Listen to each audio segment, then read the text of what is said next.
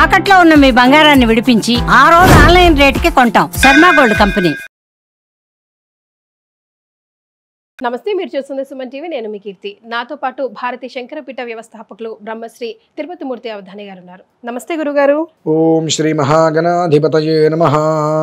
గురుగారు, శ్రీచక్రం అనేది ఎవరింట్లో పెట్టుకోవచ్చు, ఎవరింట్లో పెట్టుకోకూడదు, పెట్టుకుంటే ఎలాంటి ఆరాధన చేయాలి, పెట్టుకోవాలనుకునే వారికి మీరు ఇచ్చే సూచనలు? శ్రీచక్రరాజ నిలయ శ్రీమత్రిపుర సుందరి లలితా సహస్రనామానికి మూలంగా ఆ అమ్మవారు శ్రీచక్ర నివాసిని, చక్ర రాజముగా శ్రీచక్ర సింహాసనం మీద ఆవిడ కూర్చుని ఉంటారు అమ్మవారు. అయితే శ్రీచక్ర యంత్రము ఉంటుంది, మేరువు రెండు ఉంటాయమ్మ. అందులో శ్రీచక్రం ఒకటి, మేరువు రెండు, యంత్రము రెండు విధానాలు ఉంటాయి. అందులో యంత్రం అనేటువంటిది ఒక 2.5-3 అంగుళాల వరకు మన ఇంట్లో ఎవరైనా పెట్టుకోవచ్చమ్మా. అది అంత పెద్ద దోషం కాదు, అంతగా దోషం కాదు అది. కానీ మేరువు అంటే ఓకే, ఇట్లా మేరు అంటే గోపురం లాగా, గోపురం లాగా వచ్చేటువంటిది మాత్రం ఎవరికి అర్హత లేవు, ఇంట్లో పెట్టుకోకూడదు గురుగారు. ఓకే, ఎందువల్లంటే అసలు ఎవ్వరు పెట్టుకోకూడదు. దాన్ని ఎట్లా కదమ్మా, ఒక విధానం, దాన్ని ఆరాధించే విధానం అంత తెలియక ఎవరికి రాదు. సామాన్యమైన విషయం కాదు అది. శ్రీచక్ర రాజు మన ఇంట్లో ఉన్నది అని అంటే సాక్షాత్ అమ్మవారు మన ఇంట్లో కొలువై ఉంటుంది. మనం ఎంత జాగ్రత్తగా ఉండాలి, మన ఇష్టానుసారం మనం ఉంటుంటే కుదరదు కదా. దీని శ్రీచక్రం అనేటువంటిది యంత్ర రూపంలో పెట్టుకోవడం వేరు, మేరువు రూపంలో ఎవరిళ్లలో కూడా ఉండకూడదు. సాక్షాత్తు పరమాచార్య స్వామి వారు చెప్పిన మాట, అది మనం కాదమ్మా. శ్రీచక్రాన్ని ఎవ్వరూ కూడా దాన్ని స్థాయిని తట్టుకోలేరు. అయిన వాళ్ళు కాని వాళ్ళు నాకేదో కాస్త అంత మంత్రం ఉంది కదా, ఇంత మంత్రం ఉంది కదా, నేను పెట్టుకుంటానంటే ఇబ్బందులు పడతారు. కనుక దాన్ని ఎవరు ఇంట్లో పెట్టుకోవద్దు. శ్రీ యంత్రం పెట్టుకోకూడదు అంటే మేము ఎందుకు వింటాం గురుగారు? పెట్టుకుంటే ఏంటి అనేది మీరు చెప్పగలిగితే. పెట్టుకోకూడదు అన్నారనుకోండి, పెద్దవాళ్ళు ఏదో కారణంలో చెప్పారు, మనం వినాలి అన్నారు. ఎందుకు పెట్టుకోకూడదు అంటే అది నీకు సంబంధం లేని విషయం, అది నీకు సంబంధం లేని విషయం. చండాలమైన మాట ఒకటి పెట్టమంటారు, ఒకటి చెప్పంటారా? అట్లా ఉంటుంది. నా నోటు చూస్తే కొన్ని ఉపమానాలు చెప్పాలంటే చండాలంగానే మాట్లాడతా. వద్దు, ఇది పెట్టుకోకూడదు అంటే అదే ఎందుకు అనేది నీకు అనవసరం. అట్లా ఎలా మమ్మల్ని ఒప్పించాలి మీరు? ఎందుకు ఒప్పించాలండి? ఇది కూడదు, పెద్దవాళ్ళు కూడదు అన్నప్పుడు దాని గురించి మన డిస్కషన్ దాని గురించి మనకు అనవసరం. చేయకూడదు. ఎందుకు చేయకూడదు అంటే అనేక కారణాలు ఉంటాయి. ఇప్పుడు నేను ఏమంటాను, బయట ఉంటే కొంపలో కలుపుకుంటారు, నీ ఇంట్లో నువ్వు పెట్టుకోకూడదంట. దాన్ని ఏమంటారు, పంతులు గారు బయట ఉంటే ఇంట్లో కలుపుకోకూడదని మాట్లాడుతున్నారు, ఇష్టం వచ్చినట్టు మాట్లాడతారు. అనేక కారణాలు ఉంటాయి, అందుకని పెట్టవద్దు ఇంట్లో. దాని నియమంత్రాలు ఉంటాయి. శ్రీచక్రం అనేటువంటిది మేరు నీ ఇంట్లో ఉందా, సాధ్యమైనంత వరకు నువ్వు ఒక దీక్షా నియమంలో ఉన్నట్టే. సంసార జీవితానికి ఎంత దూరంగా ఉంటే అంత ఉపయోగం. నువ్వు ఎప్పుడు పెట్టుకుంటావు ఇంట్లో? ఆడవాళ్ళకి ఇంట్లో దూరంగా ఉండేటువంటి సమయాలన్నీ దాటిపోయినాయి, ఆ ఇబ్బందులు లేవు ఇంట్లో అన్నప్పుడు నువ్వు ఇంట్లో పెట్టుకుంటావు. శ్రీచక్రం ఇంట్లో పెట్టుకొని దాని యొక్క విధానాన్ని మనం అనుసరించకపోతే అది మనం నాశనం చేయకుండా ఎందుకు ఉంటుంది? వద్దు, అది చేయలేనమ్మా. దానికి ఒక రోజు కూర్చొని చేయాలంటే సామాన్యంగా 3 నుంచి 4 గంటలు పడుతుంది. తెల్లవారు వేస్తూ ఉద్యోగాలకు వెళ్తారు, మేము ఎక్కడ అవుతుంది అంతసేపు కూర్చొని చేయడం? అవ్వదు.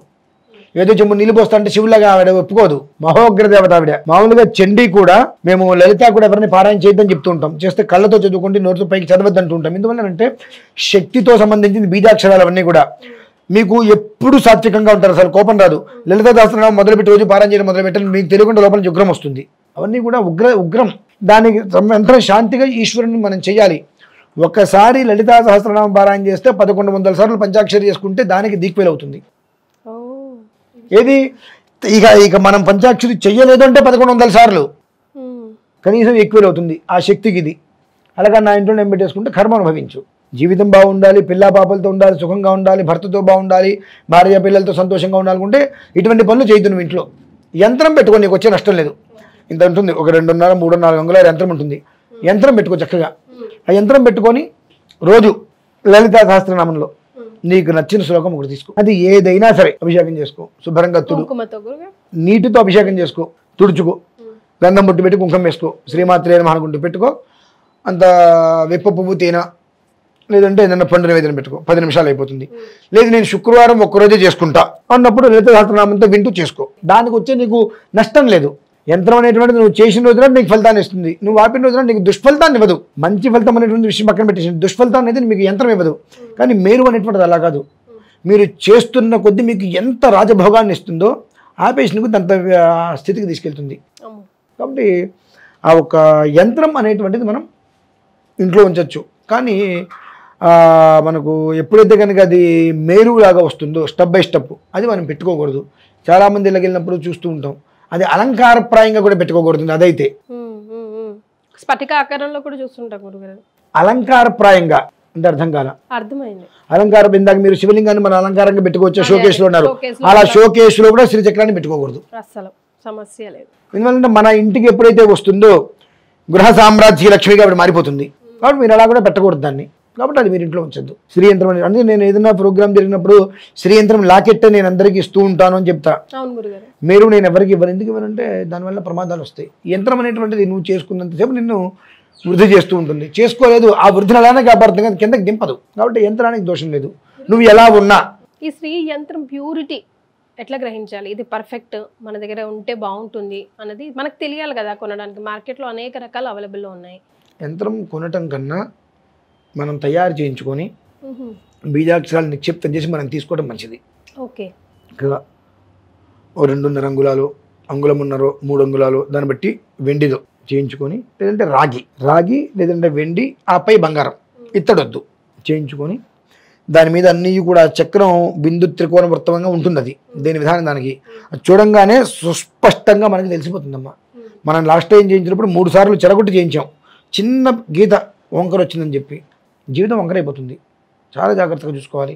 బిందు త్రికోణ వృత్తం నుంచి మొత్తం ప్రతి ఒక్కటి కూడా దేనికి దానికి సమాంతరంగా రావాలి. సో మీ దగ్గర ఆర్డర్ పెట్టుకోవచ్చా గురుగారు? ఆర్డర్ పెడితే టైం పడుతుంది, 15 రోజులు టైం పడుతుంది. అంటే అది నాకు నచ్చాలి ఆ విధానం. ఎంత ఉంది, దాని రూపం ఎంత ఉంటుంది, వాళ్ళు మెడలో వేసుకోవడానికి అడుగుతున్నారా, ఇంట్లో పెట్టుకోవడానికి అడుగుతున్నారా చూసుకుని దాన్ని ఇంట్లో పెట్టుకోవడానికి అయితే ఎంత సైజులో కావాలో ఒకటి ఉంటుంది, మెడలో వేసుకోవడానికి ఒక విధానం ఉంటుంది, పర్సులో పెట్టుకునేది ఒక విధానం ఉంటుంది. దాన్ని అనుసరించి దాన్ని రెడీ చేసుకొని దానికి ఆ మంత్రాలను అందరూ నిక్షిప్తం చేసి ఇవ్వడం జరుగుతుంది. కాబట్టి ఒక 15-20 రోజులు సమయం పడుతుంది. మనం వాటికి అది మంచిది. కానీ ఎట్టి పరిస్థితుల్లో కూడా మేరువు మాత్రం ఇంట్లో పెట్టుకోకండి, అది ప్రమాదానికి మూలం. డిసెంబర్ 3వ తారీఖు నుంచి 6వ తారీఖు వరకు కాశీ యాత్ర రథసప్తమి సందర్భంగా గురుగారు చేస్తున్నారు. ఈ కార్యక్రమంలో ఎవరైనా పాల్గొనాలనుకుంటే కనుక కింద స్క్రోల్ అవుతున్న నంబర్కి కాల్ చేసి పూర్తి వివరాలు తెలుసుకోవచ్చు. చాలా సంతోషం గురుగారు, ధన్యవాదాలు.